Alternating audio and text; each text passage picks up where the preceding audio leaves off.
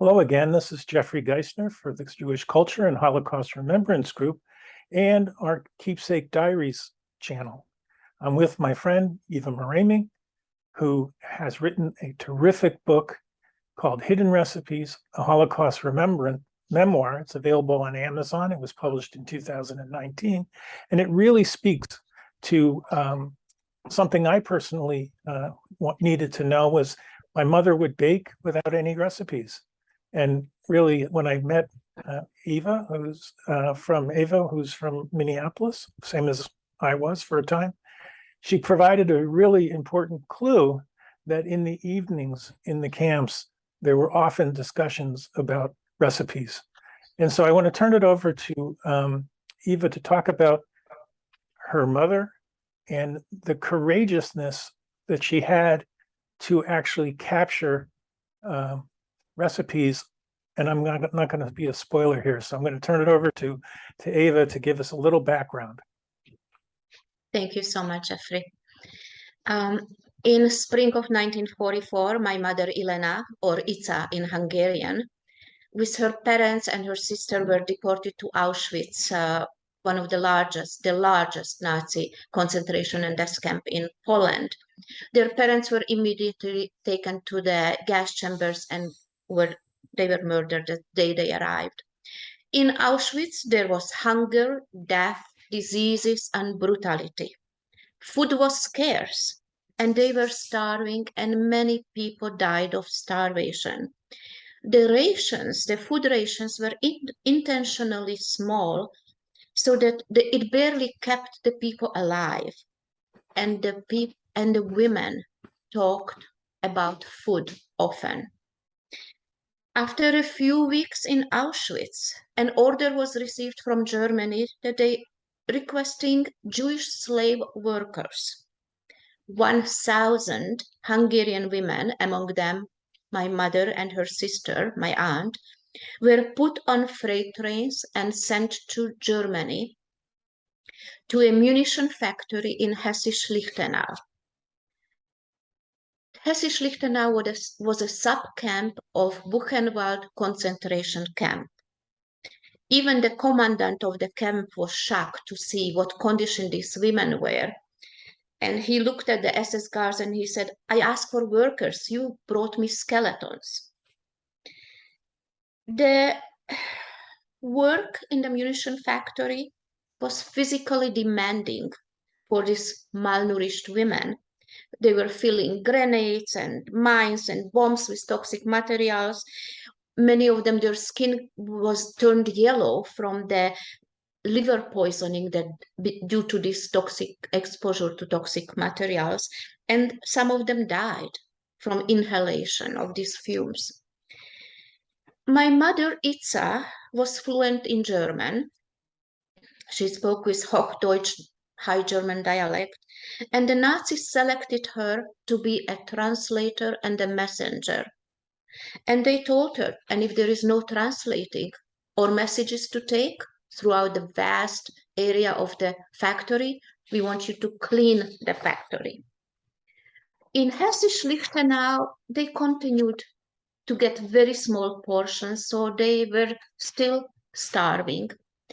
And amidst the hunger and starvation, suffering and diseases and bitter cold, in the evenings when they got back to the barracks, the women would huddle together and talk about their favorite foods and share recipes with each other. My mother wanted to write down these recipes. And the memory of the pre-war life was a powerful survival tool. Talking about food was essential because it gave them hope. And the cleaning duties proved advantageous. And one day, as my mother was cleaning in the factory, she saw a big stack of papers thrown away in the wastebasket. And when nobody was looking, she pilfered this stack of paper and hid it on the inside of her one piece of clothes that she wore. These German papers carried information about the munition that was manufactured in Hessisch-Lichtenau, like bombs and grenades and mines, and was used to annihilate the Jews during the Holocaust. My mother also found a very small pencil on the floor of the factory, and she began to write in the evenings. And I would like to share with you, if I may, I would like to share with you a few of these recipes that my mother wrote. Let's see.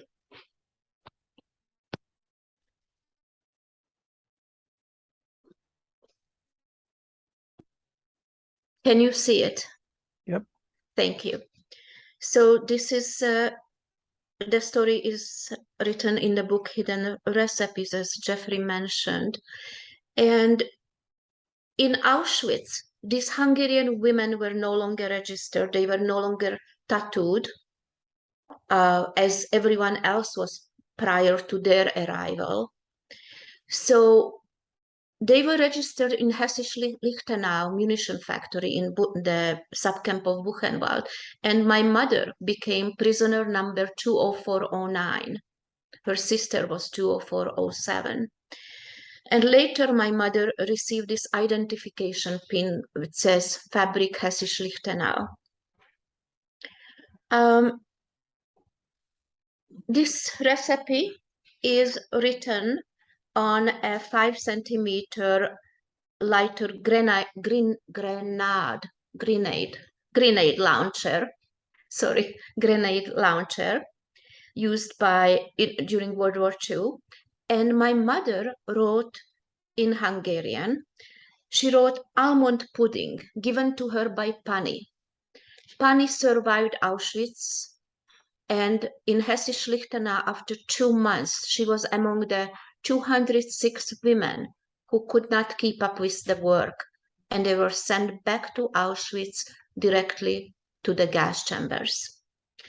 The next one is Riegel Mine 43, and this was a German steel-cased anti-tank bar mine that was used also in World War II. And my mother wrote on the other side, Cremes töltelék, which means vanilla cream, for the Napoleons given to her by Mrs. Hirsch. This one is a German paper, SD-50. SD-50 was a thick-walled explosive bomb that was used by Luftwaffe during World War II. And my mother wrote the well-known Hungarian darásfészek, or translated into English, wasp nest, a yeast dough given to her by Piri. Piri survived Auschwitz. She survived Hessisch-Lichtenau. And during the death march, when she ran up to a boiling water, a pot of hot potatoes boiling in the water in a farm, the SS Nazi shot her dead. So she lost her life only days before they were liberated. The next one is a Hessisch-Lichtenau entry ticket or admission ticket to Hessisch-Lichtenau. You can see Hessisch-Lichtenau on the top, and on the bottom they had to sign it and date it if they. This is for high officials who visited the premises of the munition factory. And my mother wrote the recipe on the other side, chestnut roulade given to her by Irene. And this one is an SC-250, which was a general purpose high explosive bomb, which weighed 550 pounds. And my mother wrote the recipe for a fig and nut slices given to her by Mariška. SC-50 was also a general purpose bomb. This one was a cylindrical explosive bomb, and my mother wrote the Magdolna cookies given to her by Ethel Jambor from Zalaegerszeg in Hungary. And the last one that I want to show you is the recipe for farmer cheese dumplings, Turos gombos, given to her by Mariska, and it was written on a delivery entrance ticket. My mother, she loved to bake. So as you can see, my mother and I are standing over a table of all kinds of pastries that she made. How old are you at that time? I will tell you 1 second. My son was born in 1979, 89, 90, I think it was 1993. So I was maybe in my late 30s, early 40s. Nice. Okay. And these are the recipes that I translated from Hungarian to English, and they are in the book, Hidden Recipes. And these are my parents. And as you know, 6 million European Jews were murdered during the Holocaust and by Nazi Germany and collaborators. And Jews were the primary victims of the Holocaust, but there were many other victims. And this must never repeat itself, the history. And kindness and compassion must win over hatred. And I will stop sharing, and I would like to just share with you some final remarks, if I may, that these recipes bring back very fond memories from my childhood for me, because I remember watching my mother every Sunday baking and making wonderful pastries and deciding. So she would take out a handful of these recipes that she brought from the concentration camp. She would take a handful of recipes and she would look at them and decide which one to bake on that day. But when I think back now as an adult, I recall that faraway look on her face whenever she looked at those recipes. And I realized that she must have been thinking of the women every time she took out those recipes. And some of the women who shared the recipes with my mother did not survive, but their recipes that she wrote will live on for many generations to come. And in 2017, we donated over 600 recipes that my mother wrote, donated to the United States Holocaust Memorial Museum in Washington, D.C. Thank you. That's beautiful. So when was the earliest memory that you could remember your mom looking at those munitions cards? My memories go back to my very early childhood. I remember in the kitchen, we had a table, a round table, and my mother would, excuse me, my mother would bring out this large tin box. It was a large tin box where she kept all these recipes. And she would take out some and she would look through them and think. And when I think back to the past, her mind was somewhere else. She was thinking, she must have been thinking of the past. Was she ever emotional when she was thinking? She was not emotional, but at times she was serious. She was very serious, and her mind just wandered away. She did not have a smile on her face. She was just serious. She was far away in her thoughts. But once she started to bake, it was a love of labor, I think that's how you say it, because she loved to do it and it made her happy and it made her relaxed. And were you in Minneapolis at this time, or you were somewhere else? No, we lived in Czechoslovakia. This is my memory. My childhood memory goes back to Czechoslovakia. And the picture that you showed with your mother and you were in your 30s is Czechoslovakia as well, or that's No, I was in my 30s or my early 40s. I may have been, yes, I may have been 40 years old at that time. That was already in United States, in Minneapolis. so your mom came to Minneapolis and you came with your mom to Minneapolis. How did she get to Minneapolis? Well, Your parents got to Minneapolis? actually, after the Russian invasion of the Russian invasion of Czechoslovakia in 1968, my father and I wanted to leave. My mother had very difficult time leaving her sister, her only sister, and she kept saying, "We survived Auschwitz together. How can I leave my sister now when we went all, through the Holocaust together?"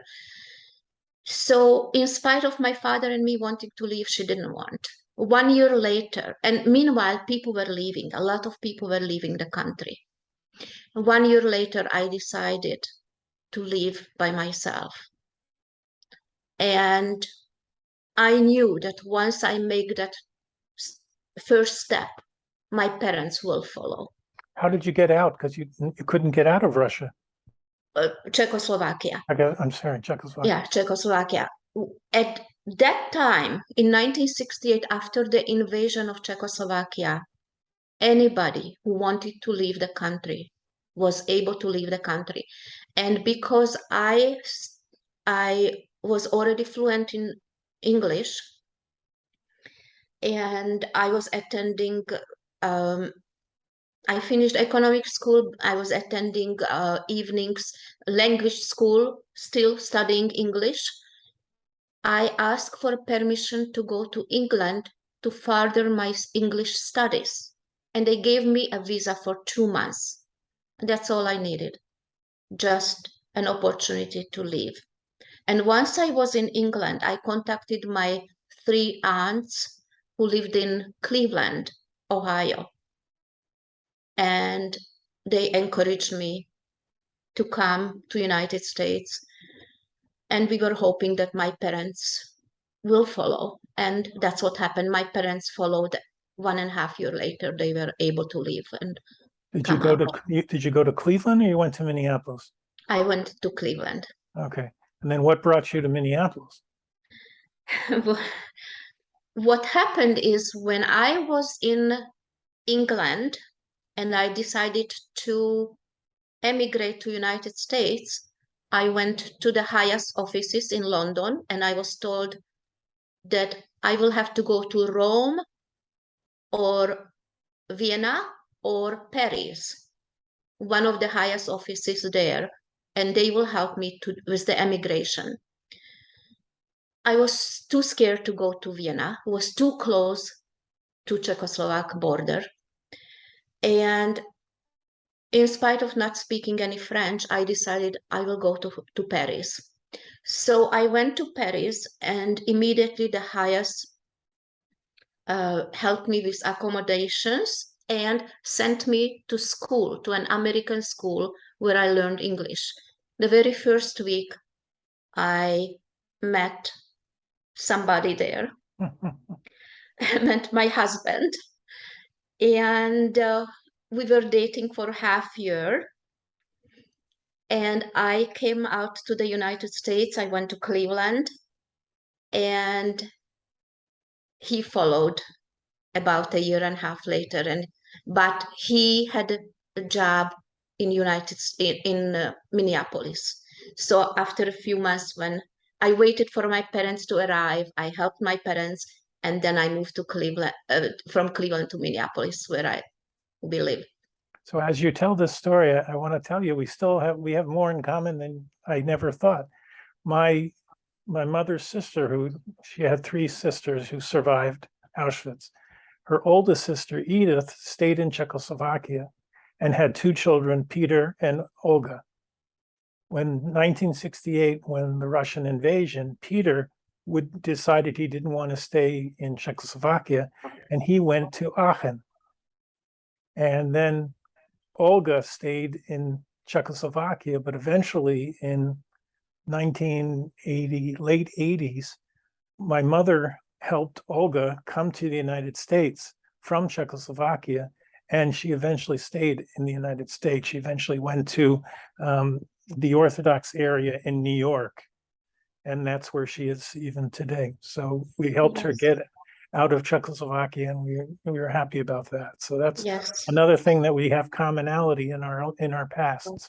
Right. So many people left at that time because they were so afraid of anti-Semitism because of after the invasion. So they escaped. Well, I love always talking with you, Eva. Thank you. I'm glad that you were able to bring your mother's recipes and the stories behind those recipes to the Keepsake Diaries for everyone around the world to be able to take the benefit and see. The book is called Hidden Recipes, A Holocaust Remembrance, a memoir, and it's on Amazon, and it's a terrific read with some recipes. One last question. Did the U.S. Holocaust Museum ever put these recipes on display or in an exhibit of any kind? Yes, if I just may say one thing, that besides Amazon, the book is available in bookstores. Okay. And if they don't have it, they can always order it. So both Amazon and bookstores. And yes, they did put it on display at the Holocaust Museum. Did you go visit the display? And I'm sorry, I should clarify. They have it on their website. Okay. And it's not on display in the museum. It's in the adjacent building because it's so sensitive to light and humidity. So I was told that whenever I or my children or grandchildren, once they are older, or friends or family wants to go and see in the museum the actual recipes, I should just contact them and they will be able to bring it and show it. But beautiful. No, it's not on display. Okay, well, it's available online, so anybody can see it there. All right, well, thank you, Eva, for giving us this beautiful memory for the Keepsake Diaries. I'm Jeffery Giesener for the Jewish Culture and Holocaust Remembrance Group and the Keepsake Diaries. Thanks so much, Eva. Thank you so much, Jeffery.